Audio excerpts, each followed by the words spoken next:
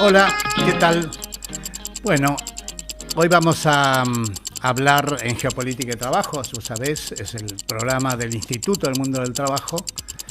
Vamos a hablar de los BRICS. Hoy estamos sin Rubén Cortina, anda viajando por el país, así que vamos a tomar el programa nosotros dos y Rubén lo va a estar viendo, espero que lo esté viendo por celular de algún lado.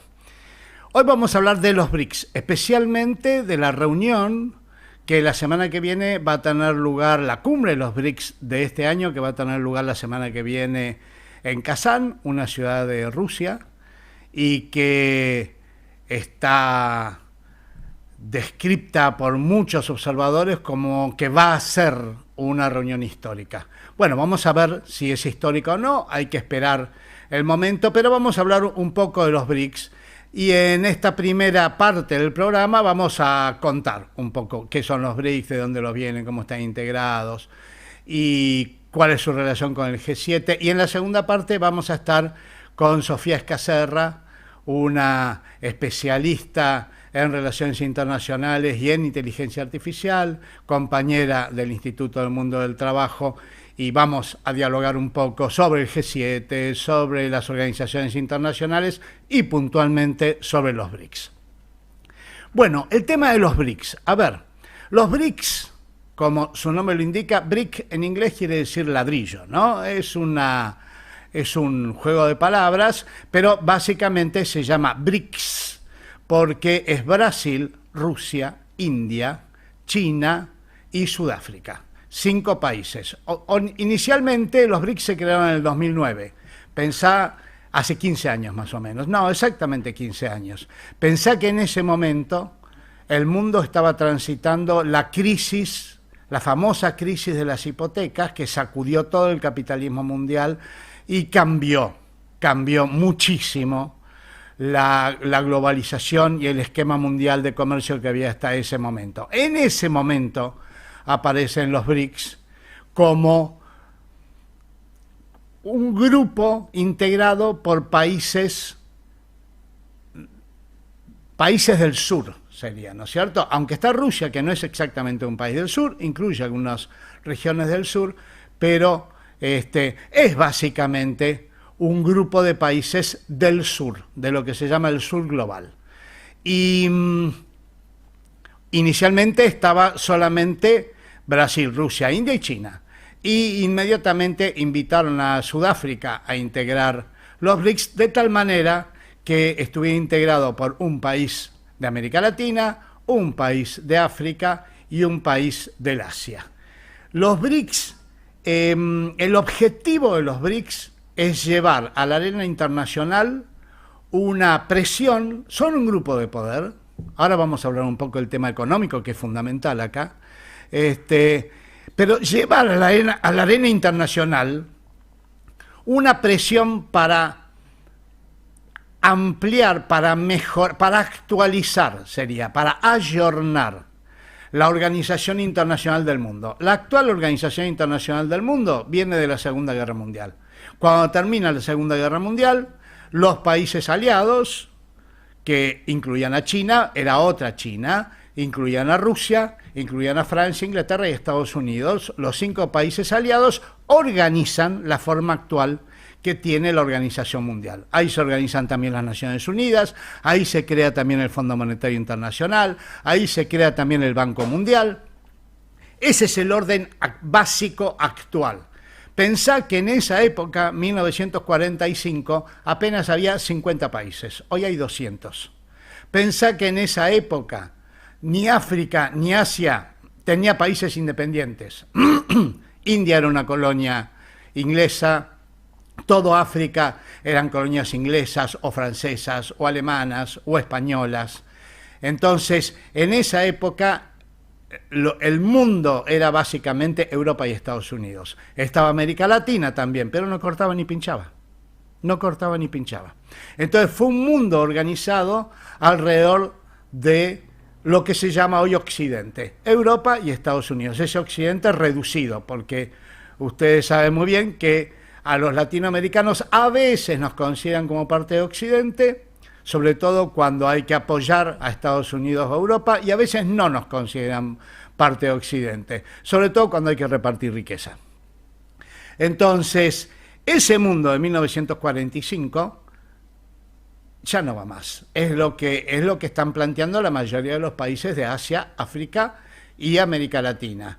Hoy se necesita un mundo mucho más, con mucha más participación del sur y con mucho más diálogo entre los países del sur, el llamado diálogo sur-sur. Bueno, en gran medida los BRICS traen esta agenda.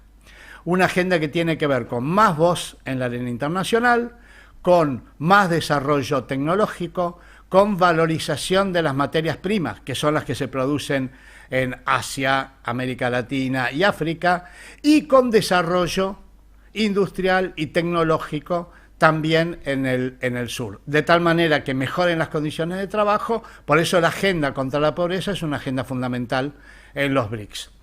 Así que esto básicamente son los BRICS. Los BRICS están pensando en lo que se llama mundo multipolar. Y hoy efectivamente el mundo ya no es unipolar. Se hablaba de mundo unipolar cuando solo Estados Unidos decidía todo y manejaba todo el mundo allá en la década del 90. Hoy, obviamente, hay múltiples potencias, algunas un poco más poderosas, otras un poco menos poderosas, pero hoy ya no se puede hablar de una sola potencia mundial que decide todo, manda todo y al que todos tienen que obedecer.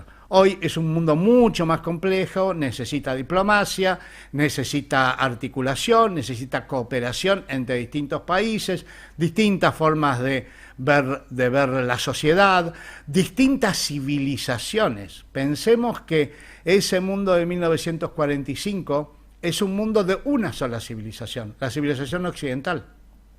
La civilización que termina de conformarse cuando descubren América.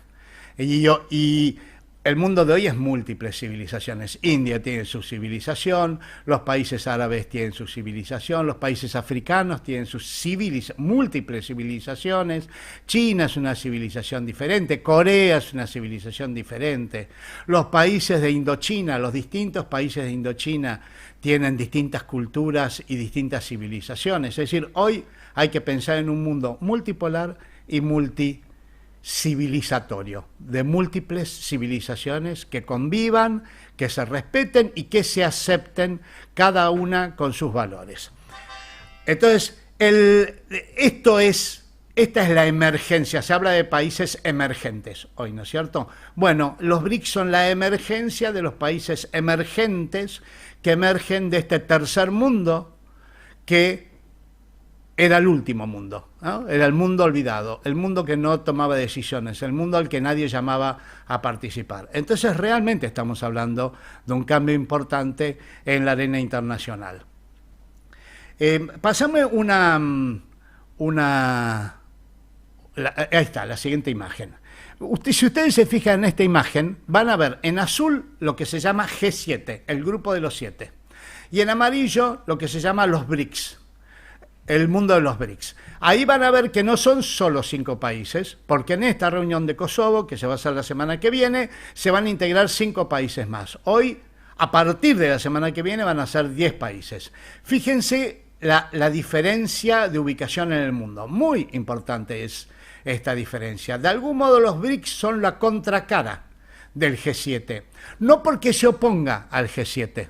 Los BRICS están integrados por potencias muy diferentes, que tienen posturas políticas muy diferentes. En los BRICS está China, que es comunista, está Rusia, que es una potencia ex Unión Soviética, hoy es capitalista, están países árabes como Arabia Saudita y Emiratos Unidos, está la India, está Brasil, países muy diferentes, con múltiples diferencias políticas, que no se oponen al G7 y a lo que es Occidente, pero que sí no están de acuerdo con que el G7 sea el que disponga y el que organice todo.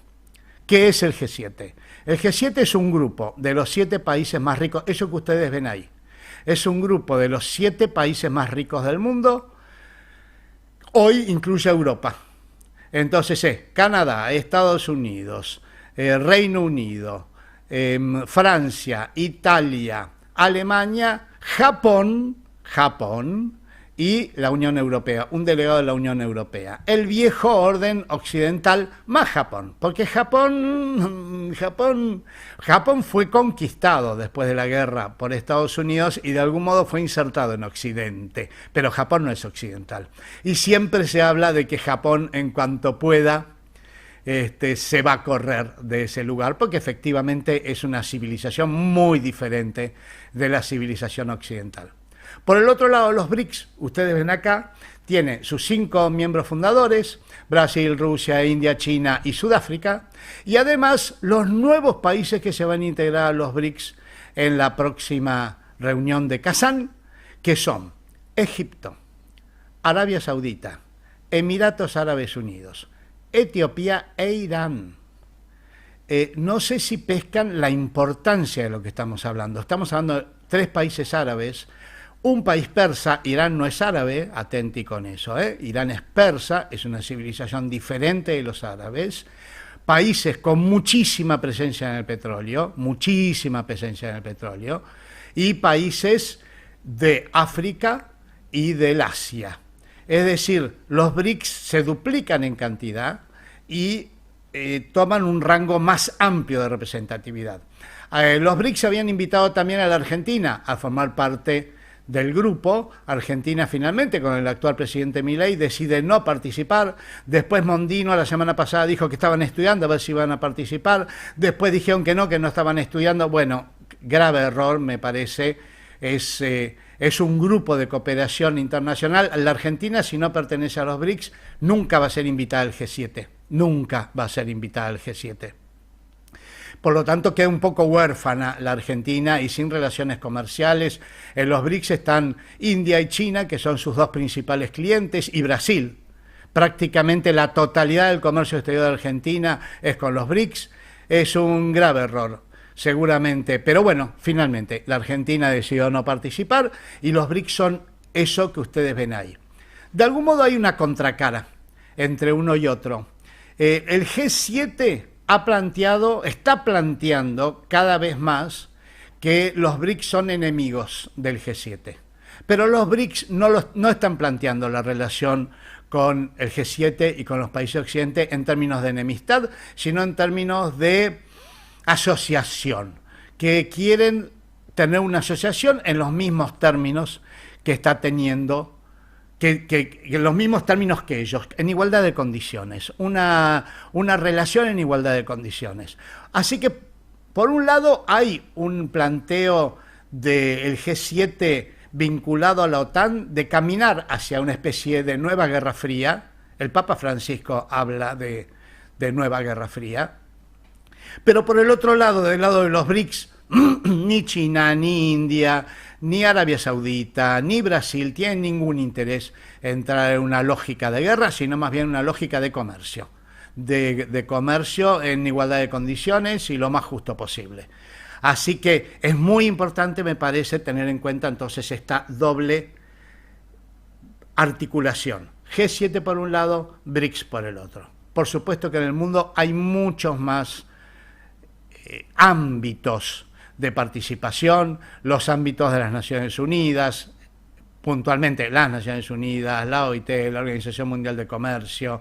Vamos a hablar con Sofía de todas estas articulaciones internacionales, los grupos que tienen que ver con la UNCTAD, los países no alineados que todavía siguen existiendo. Es decir, hay una cantidad de organizaciones internacionales, pero los BRICS han llegado para instalarse como actores principales del mundo actual. Una imagen más, por favor, Daniel.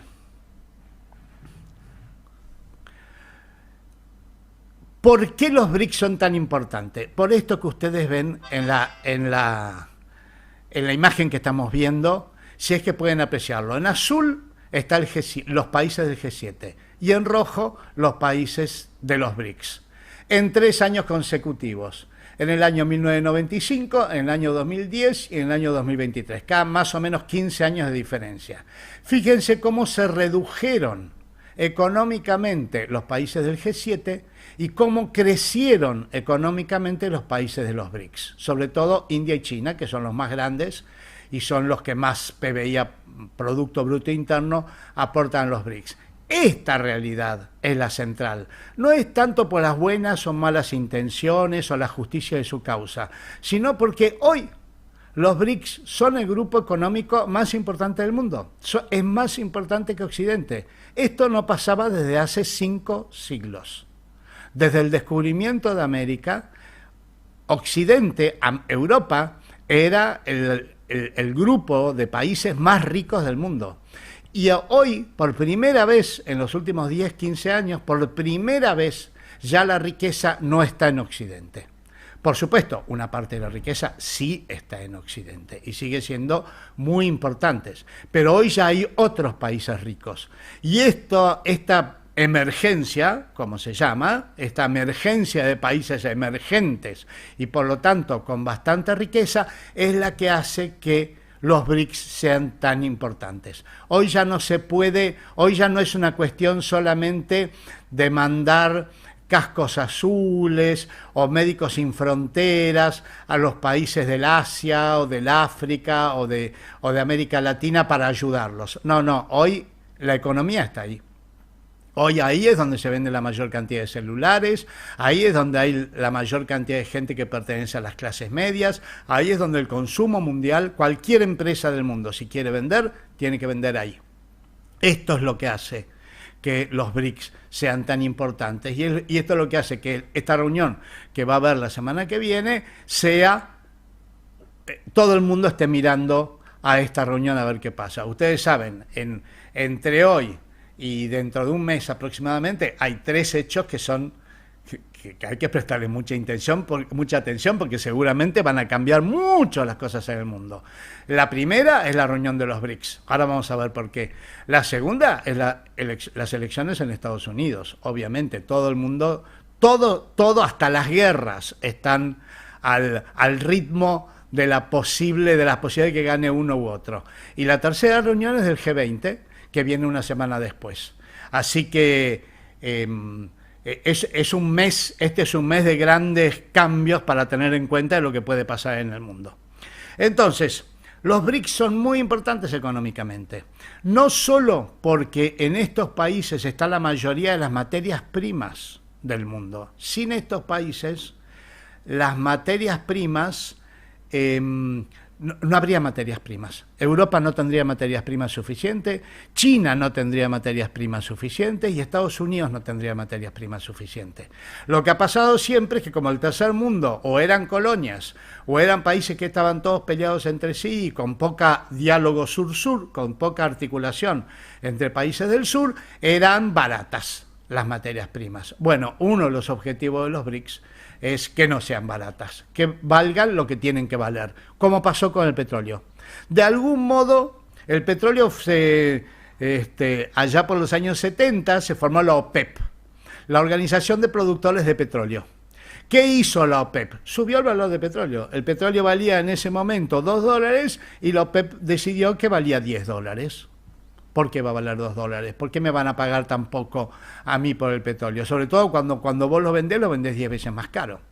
Entonces, de algún modo, los BRICS, de algún modo, siguen esa tendencia. Son una especie, no exclusivamente, pero también son una especie de super OPEP, de superproductores de materias primas, pero también productores de materias primas que quieren industrializar sus materias primas y quieren que haya transferencia de tecnología. Bueno, ¿por qué es tan importante la reunión de Kazán que se va a hacer la semana que viene? Póneme, Daniel, el gráfico Traje esta imagen. Esta imagen muestra una moneda de los BRICS. Se habla mucho de las monedas de los BRICS. Quizás no sea una moneda de los BRICS, pero lo que está pasando, efectivamente lo que está pasando, es que el orden mundial establecido después de la Segunda Guerra Mundial puso al dólar como la moneda mundial. Esto creo que los argentinos y las argentinas lo sabemos mejor que nadie. Nosotros consideramos que el dólar es mejor que el oro. Nosotros preferimos comprar dólares para atesorar que barritas de oro. nos parece que es más seguro, increíblemente, porque el dólar, el billete no vale nada. Pero bueno, eso es lo que pasa con una moneda. Una moneda es un convenio de intercambio y después de la Segunda Guerra Mundial se puso el dólar como convenio de intercambio para hacer transacciones internacionales. Esto es importantísimo. Es el centro del comercio. El medio de intercambio, la moneda, es el centro del comercio. No puede haber comercio si no hay moneda, porque yo no puedo llevar barriles de petróleo para intercambiar por usinas nucleares. Yo mando billetes o algún tipo de moneda a cambio de los servicios o de los productos que produzco y viceversa. Entonces, Estados Unidos, después de haber ganado la guerra mundial y sobre todo de haber tirado la bomba atómica, era el único país que tenía bomba atómica, logró establecer en 1945 que el dólar fuera la moneda mundial. Esto a Estados Unidos le da una enorme ventaja comercial, enorme, porque Estados Unidos es el único país del mundo que puede comprar cosas simplemente dándole vuelta a la manijita. Cualquier cosa en el mundo, lo que quiera, armas, aviones, petróleo, soja, litio, lo que quiera. Por eso es el país con más deuda del mundo también. Es el país que tiene la deuda más alta del mundo. Esto es injusto, pero mientras el dólar podía ser cambiada por oro, que así era originalmente, bueno, el dólar y el oro eran lo mismo. Yo era un comerciante y tenía dólares, iba a Estados Unidos y me daban lingotes de oro. Así era hasta 1971. En 1971 Nixon declaró la inconvertibilidad del dólar y el dólar ahora no está respaldado por nada. Esto produce serios problemas. Entonces, una de las cosas que quieren los BRICS es cambiar esto, establecer una moneda que no sea de un país, que sea una moneda de muchos países. No se sabe todavía cómo, hay que estar pendiente de la semana que viene si es que anuncian esto.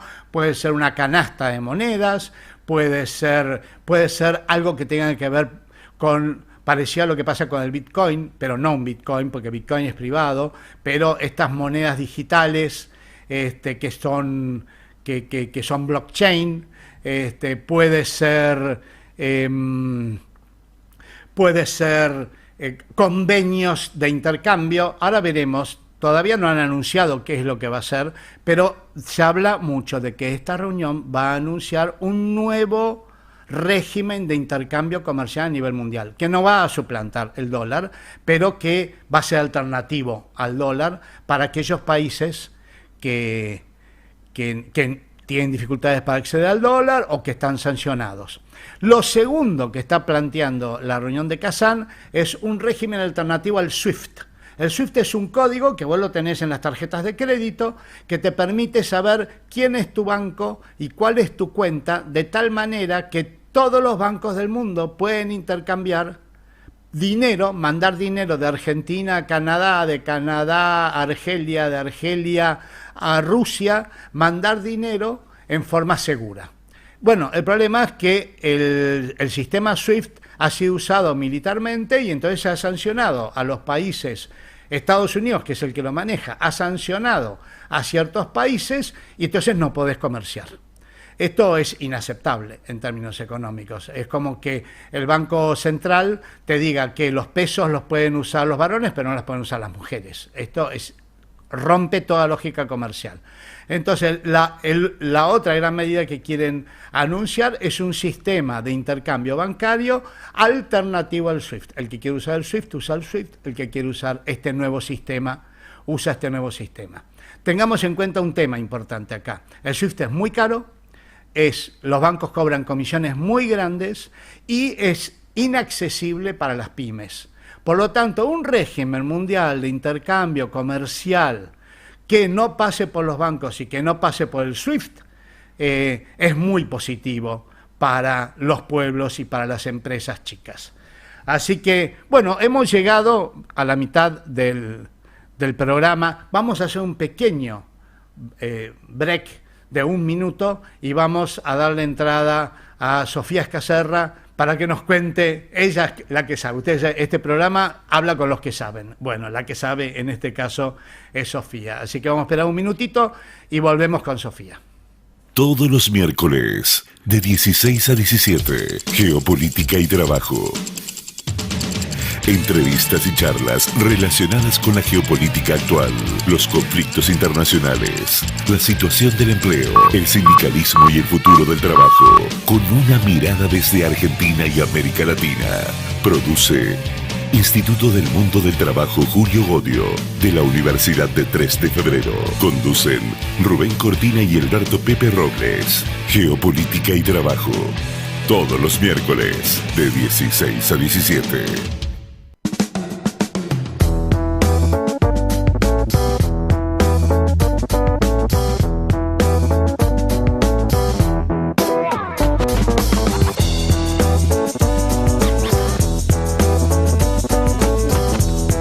Hola Sofía, ¿estás por ahí? Hola, buenas, ¿cómo estás, Pepe? Hola Sofi, espera que te ponemos una foto tuya en imagen, así todo el mundo sabe, así ve tu carita y, Bueno. y te ubica perfectamente. Sofía Escaserra, está con nosotros Sofía Escaserra. Sofía es, espera que voy a leer. Sofía es directora de Economía del Instituto del Mundo del Trabajo, el instituto al que pertenecemos Rubén y yo y Sofía y varios otros compañeros. Es directora del Observatorio de Impacto Social de la Inteligencia Artificial de la UNTREF, sabe mucho de inteligencia artificial. Y también participa de organizaciones internacionales que participan del G7 y de la Organización Mundial de Comercio y de otras reuniones internacionales. Ella acaba de venir de la última reunión del G7, del grupo de los 7, como representante del ámbito sindical, como especialista del ámbito sindical, no como representante, hoy me decía Sofía, no, representante no, como especialista en cuestiones de inteligencia artificial en el G7. Pero bueno, es experiencia de especialista sobre estos temas. Sofi, ¿viste lo que estamos hablando del tema BRICS? Así es, así es. No sé, o sea, si te parece, les cuento un poco lo que vi en el G7 vis a vis. Claro, porque los BRICS, ¿no? hablábamos de esta dualidad BRICS G7 y vos acabás de estar en el G7. Así que contanos de eso. Bueno, fui a un par de reuniones, más que nada sobre mi tema de tecnología, pero ahí lo que se puede ver claramente en los temas de tecnología al menos, ¿no? En otros temas no lo sé porque no estuve en esas reuniones, pero sí en los temas de tecnología lo que se puede ver es cómo están bastante perdidos, ¿no? Respecto de las regulaciones, respecto de cómo encarar el mundo, el universo tecnológico, cómo están perdiendo hegemonía, ¿no? Hay un documento muy interesante de la Comisión Europea que sacó hace poco, donde ellos muestran cómo están perdiendo productividad a nivel global y están como medio desesperados diciendo, bueno, si no hacemos algo para conseguir los materiales críticos y empezar a construir infraestructuras monopólicas y soberanas, medio que nos vamos a volver un país, digamos, colonizado, ¿no? Eso es lo que dice el documento de la Comisión Europea. Y ahí en el G7 estaba Alemania, estaba Francia, ¿no? Estaban estos países que son referentes de la Unión Europea y se respiraba ese clima de medio de desesperación, ¿no? Medios desahuciados, como que no saben qué es lo que está pasando en el universo tecnológico y se les está escapando de la mano el cómo regularlo. Ellos están utilizando, cerrando con lo que decías, están utilizando mucho la palabra dependencia. Dependencia de China, dependencia de Rusia, dependencia de los países árabes, como algo negativo, después de décadas que nos querían enseñar a los latinoamericanos que la teoría de la dependencia era falsa porque lo que hay es interdependencia. Es decir, de algún modo se han vuelto latinoamericanos con una nueva teoría de la dependencia. Puede ser, sí, que se esté en latinoamericano. Lo cierto es que es verdad esto que vos decís, que están empezando a utilizar la palabra dependencia cada vez más con un espíritu cuasi alarmante, sí, ¿no? En el sentido de que nos vamos a volver dependientes, y cuando uno empieza a escarbar, dice, ¿dependientes de quién? Bueno, dependientes de la geopolítica, de lo que pase entre China y Estados Unidos en esta batalla tecnológica, ¿no? Entonces, en el G7 se respiraba un poco este universo de, bueno, el futuro del trabajo, los nuevos puestos, pero ¿quién se va a quedar los más productivos? ¿Cómo podemos hacer para hacernos nosotros de esos puestos de trabajo y a la vez regular a los gigantes tecnológicos que están causando estragos en nuestras economías con las noticias falsas, con la monopolización del mercado, con no permitir la competencia entre distintas plataformas? La Unión Europea claramente está un poco preocupada por esto porque las empresas europeas, digamos, les cuesta mucho competir contra Google, no hay un Google europeo, ¿no? Así es. Entonces empieza a verse este clima de época de un G7 que no sabe bien para dónde conducirse. Y vis a vis, con el tema que nos convoca, que son los BRICS, lo que yo estoy empezando a ver en estas reuniones internacionales, en la OMC y en otros espacios, es una China que claramente sabe hacia dónde va. Claramente, tiene un norte definido, un horizonte definido, sabe hacia dónde quiere ir, y junto con los otros países de los BRICS se alinean o se podría decir la palabra confabulan, pero no es exactamente esa palabra la que estoy buscando, pero sí se alinean en pos de algunos intereses que tienen en común, no en todos, porque no están completamente alineados, y en los BRICS también hay mucha heterogeneidad en los gobiernos, ¿no? Tenemos gobiernos como el de Modi, que son claramente liberales, de derecha y demás, y gobiernos como el de China, que tienen un horizonte completamente distinto en términos políticos, o Sudáfrica. Como los árabes. Pero sí se alinean en determinados intereses, sí. Sí, no, decía, complementando lo que decías, como los países árabes, que son monarquías absolutas, o como Irán, que es una teocracia, es decir, países muy diversos, o Sudáfrica, que es una república, países muy diferentes, ¿no? Muy diferentes, muy distintos, muy heterogéneos, que no tienen nada que ver políticamente, pero que sí se alinean en determinados intereses estratégicos y económicos a la hora de perseguir sus intereses en estas organizaciones y de empezar a hacer virar estas organizaciones hacia esos intereses, ¿no? Por ejemplo, un ejemplo para que se entienda lo que estoy diciendo. En la Organización Mundial de Comercio hace muchos años que se viene negociando el Acuerdo de Economía Digital.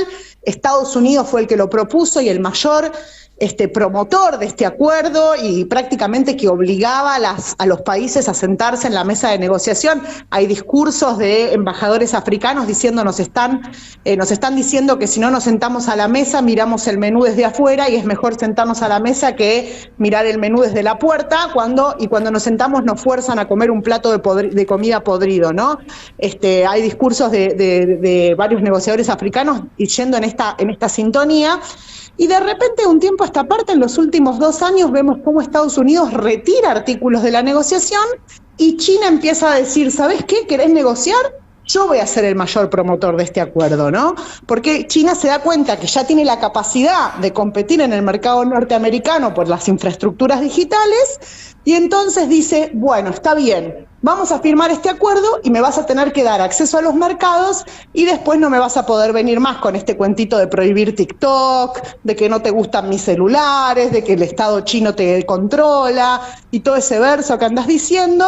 Bueno, me vas a tener que dar acceso a los mercados porque la OMC así lo dice, ¿no? Claro. Entonces, ahí ves cómo China empieza a jugar otro juego y empieza a usar las reglas que están vigentes en pos de sus propios intereses y a conseguir aliados, ¿no?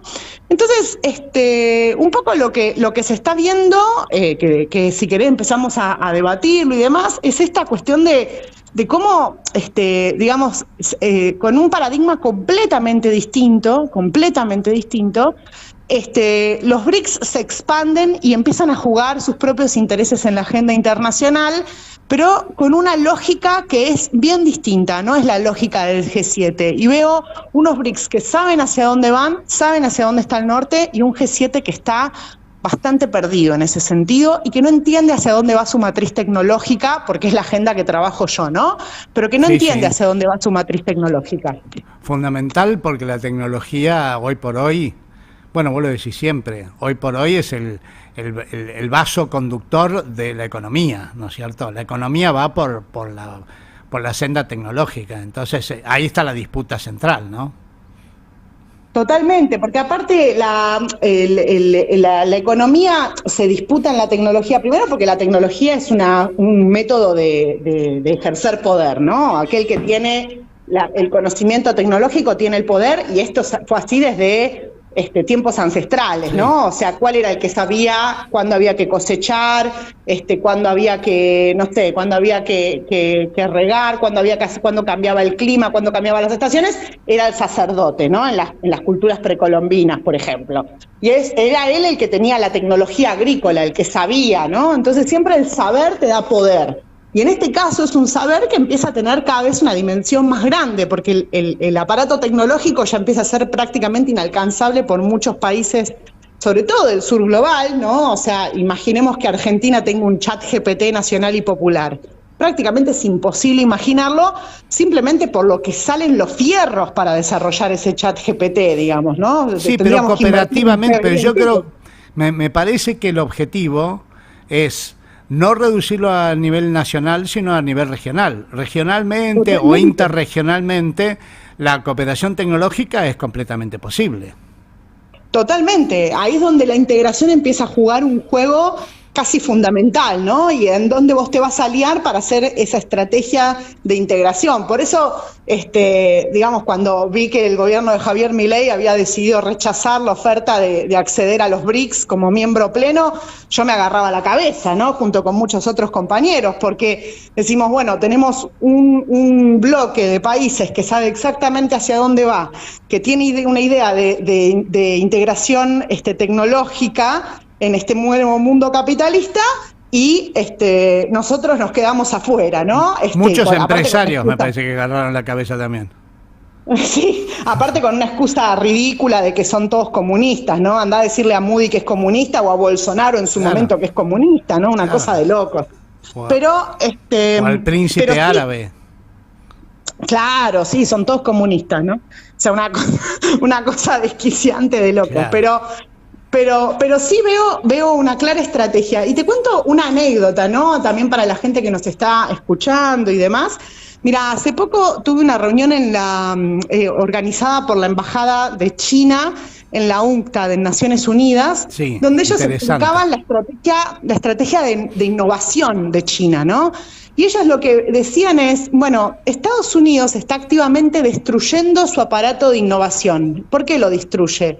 Porque lo mejor que le puede pasar a un empresario norteamericano es innovar, tener una idea lo suficientemente buena como para que Google lo note, comprarle esa idea y que entonces yo ponga mi plata en alguna isla del Caribe, claro, y con esa plata hago la vida loca, ¿no? Entonces, activamente, el monopolio norteamericano, que ya no tiene incentivos a innovar porque son monopolios, destruye el capital de innovación que tiene, que es su gente, destruye sus empresas, las destruye, las hace desaparecer, ¿no? Sí, se las fagocita los grandes tecnológicos.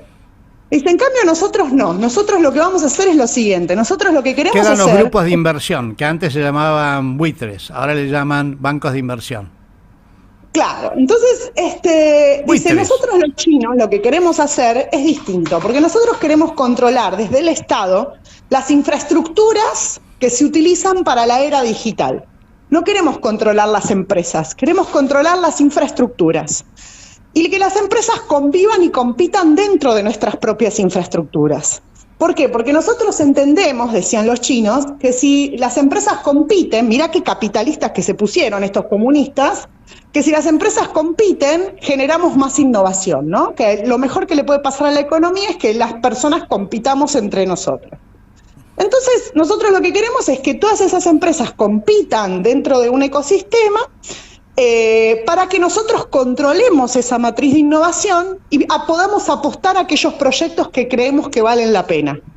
y los podamos mirar desde arriba diciendo, bueno, hacia acá tiene que ir la innovación y controlamos toda la cadena de innovación tecnológica dentro del mercado de Internet, ¿no? Que no es poca cosa, que hoy día todo pasa por Internet.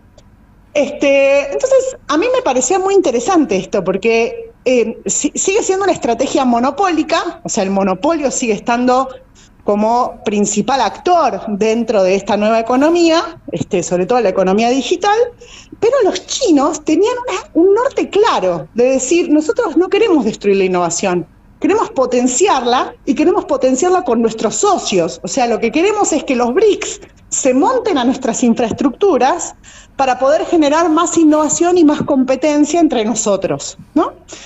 Y esto a mí me parecía muy interesante, porque no era que ellos venían con una forma colonialista a decir, no, vamos a hacer que las empresas chinas le ganen el mercado a todos, vamos a destruir a todos, queremos generar un Google chino y que todo el mundo use el Google chino. Y no, ellos no estaban diciendo eso. Ellos estaban diciendo, nosotros queremos controlar lo que hay atrás de todas estas empresas para poder generar ecosistemas de innovación con las empresas y los países que a nosotros nos interesan, ¿no? Y que son, digamos, que podemos hacer integración productiva. Esto lo traigo a colación por esto que decíamos, ¿no? De un G7 que no sabe hacia dónde está yendo su matriz de innovación, que no entiende hacia dónde va el futuro del trabajo, y unos BRICS que me parece que están armando una estrategia clara, que sabe hacia dónde va y que tiene una clara matriz de integración sur-sur, como decías vos, de periferia, que entiende otras lógicas, que no necesariamente son buenas, ¿no? Porque acá tampoco vamos a decir que aguante los chinos y que, ¿no? Porque estas lógicas también tienen sus problemas. Sabemos que China tiene problemas sociales, tiene mucho control por parte del Estado, sabemos todo eso, sabemos que muchos de estos países no son democracias con derechos laborales y demás, pero sí es una lógica que es completamente distinta, ¿no? Y que tenemos que empezar a entender cada vez más, porque se está haciendo cada vez más presente en el mundo. Sí, contanos un poco, vos estuviste también en la Organización Mundial de Comercio, OMC. Sí. La Organización Mundial de Comercio también es un organismo, obviamente integrado por todos los países del mundo, pero también es un organismo donde confluyen los distintos países y los distintos intereses. Y vos has articulado ahí, me contabas, con negociadores chinos, con negociadores sudafricanos, con negociadores y negociadoras de la India. Contanos un poco, a ver, India, Sudáfrica, ¿por dónde andan?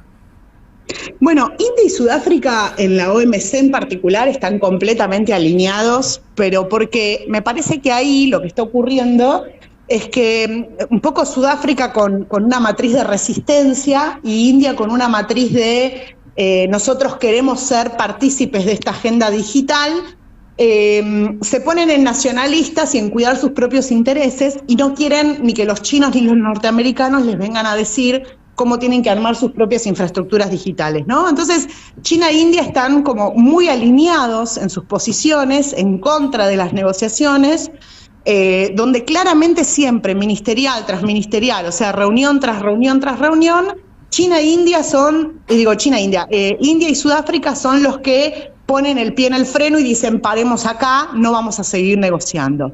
De un tiempo a esta parte, Brasil se ha sumado a esa movida. Hace un poco tiempo Brasil se empezó a sumar a eso, pero para mí una cosa interesante es que es el discurso, ¿no? Es la narrativa de por qué estamos en contra.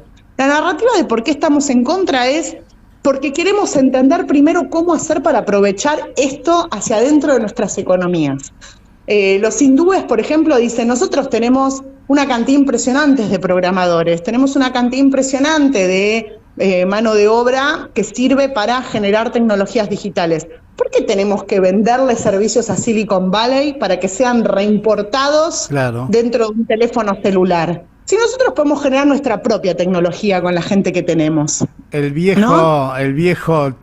tema de yo produzco la base y vos la revendés por 10 veces el valor de lo que yo hice. Exacto, ¿no? Y aparte la vieja historia de no queremos ser proveedores de materia prima para que reingrese con valor agregado, ¿no? O sea, yo te vendo línea de código para que reingrese enlatada en un software dentro de un paquete de Google. Que creo que ese es el fondo de lo que está pasando, más allá del destino final de los BRICS y de todos estos movimientos. El fondo es ese. Hay... La economía actual es una economía financiera, vos lo mencionabas recién, es una economía de obtener ganancias sin producir nada, o produciendo muy poquito, ganancias enormes simplemente por pases de magia financieros. Lo que hay que desmontar, justamente lo que hay que desmontar, es esa economía y donde las ganancias se obtengan de producir y de inventar y de generar elementos tecnológicos, y no por comprar una acción cuando está baja y venderla cuando está alta. Eso no suma ningún tipo de economía. No quiero decir que las finanzas no son importantes, pero las finanzas por sí mismas no producen ganancias, no producen riqueza. Es el fondo, me parece, de esto, ¿no?